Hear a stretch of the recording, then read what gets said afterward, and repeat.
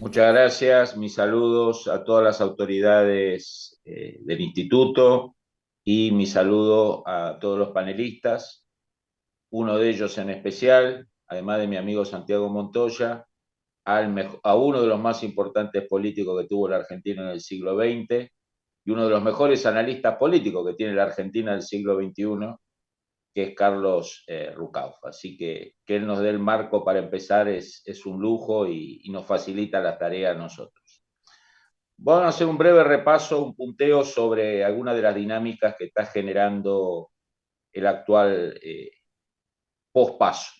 Primero que todo, los climas, ¿no? En los últimos 12 meses hemos tenido un clima político en el círculo rojo, lo que llamamos el público hiperinformado, que Massa ganaba, después que Larreta ganaba, y ahora el clima es que Milei gana.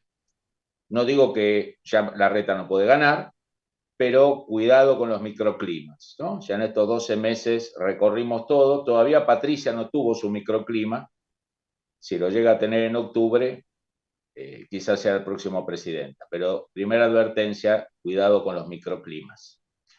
Otro elemento importante es algún juego de espejo que se está armando entre Milei y Menem 89-2023. Yo creo que hay que tener mucho cuidado.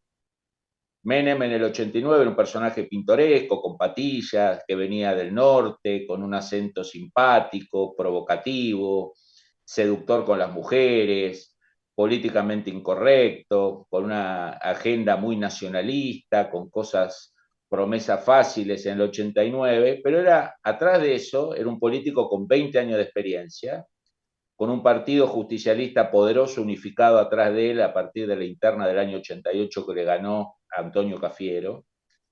Eh, Sus 5 años preso en el proceso, a pesar de eso después fue uno de los impulsores de la amnistía, y fue 8 años, 9 años gobernador, ¿no? O sea, no es Javier Milei, era un político profesional de altos quilates, lo cual no implica que Milei se transforme en los próximos años en un gran político.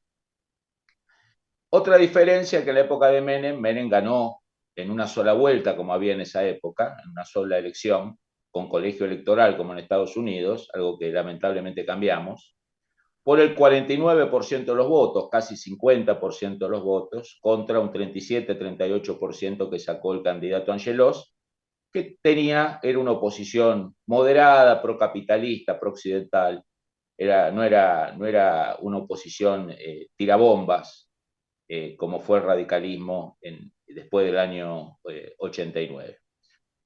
O sea, Menem prometió un montón de cosas, después no las cumplió, gracias a Dios en algunos casos, asumió una agenda capitalista, prooccidental, privatizadora, dereguladora, se rodeó de grandes ministros, de grandes personajes como Ditela, como Cavallo, como Corach, no le tuvo miedo a los ministros estrellas, se rodeó de gente como Carlos Rucauf, pero a diferencia de hoy, Milei prometió un montón de cosas antes de las PASO, pero entre las PASO y la primera vuelta faltan 2 meses. Digamos, entre las PASO y octubre faltan 2 meses, y después eventualmente falta un mes entre la primera vuelta y la segunda.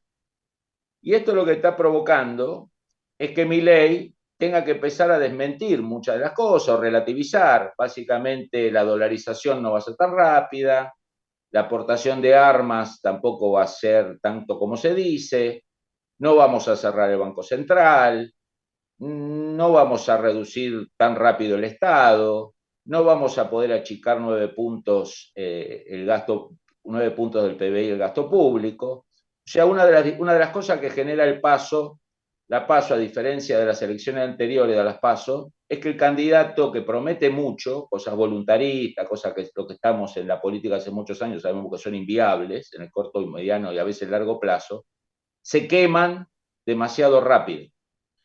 Entonces ya lo que vemos ahora en Milei es poner paño frío, poner economistas como Darío, que es un gran profesional, explicar las cosas bien. Sigue diciendo algunas todavía cosas media salvajes con respecto a no tener relaciones con China y con Brasil mientras esté el PT, pero seguramente si sigue avanzando en política la va a también ir moderando. Otro detalle importante es que Milei hizo grandes elecciones en provincias donde los gobernadores ya estaban elegidos. Muchos gobernadores anticiparon las elecciones para no quemarse con una derrota del gobierno nacional, especialmente gobernadores justicialistas. Pero en esta próxima elección en octubre, yo creo que ese aparato político radical, peronista, pro, va a estar mucho más atento porque se eligen legisladores. Si uno mira las elecciones donde Milei hizo una elección muy buena, pero no descollante, es donde había competencia. Provincia de Buenos Aires, Ciudad de Buenos Aires, algunas provincias del litoral. Yo creo que es un punto a tener muy en cuenta en la próxima elección. O sea, los aparatos políticos, la movilización va a ser mucho más intensa. Lo que sí hay, comparado al 89, es que la velocidad de la circulación monetaria está en 7 días, al igual que en marzo-abril del 89, a pocos meses de que se desencadenara la hiperinflación. En eso nos parecemos al año 89. Otra gran diferencia que Alfonsín, golpeado, como estaba en el 89, era un presidente en ejercicio que ponía el cuerpo, ponía la cara. Doctor Calle, le queda un minuto. Hasta donde podía, y hoy tenemos dos presidentes que están, como decía Carlos, ausentes. Últimos puntos. Hay 11 millones de personas que no votaron. Entre las PASO y la primera vuelta, usualmente se suman 3 millones de personas o más. En el 19, Macri y Juntos por el Cambio sacó 32% en las PASO y pasó a 41% en la primera vuelta. Perdió 48-41, pero hubo un influjo muy grande de personas que no votaron y tuvieron un voto estratégico mirando lo que pasó en las PASOs. Otro elemento, y con esto termino, es que asistimos a 2 meses donde los indicadores de inflación, si no son alterados, esperemos que no, para que no se le abren procesos judiciales a los miembros del INDEC, esperemos que no repitan el mismo error que hace unos años, vamos a tener inflaciones de 2 dígitos por primera vez en muchísimos años y van a ser justo anunciadas antes de la primera vuelta. 13% en agosto, quizá 20% en octubre. O sea, un escenario donde el tema inflacionario va a ser muy importante, pero también donde el tema seguridad, donde es fuerte Patricia, con el tema saqueos, amenazas, de disturbios, de caos, ese elemento puede jugar a favor de Patricia Bullrich. Y hasta ahora Patricia Bullrich jugó sola. Una de las cosas que vamos a ver, me parece, es que Patricia Bullrich va a sacar a la cancha a gente como Melconian, al propio Macri, que creo que va a ser una campaña muy intensa en Córdoba y Santa Fe. Por lo tanto, el partido está abierto. Muchas gracias al Instituto por la invitación.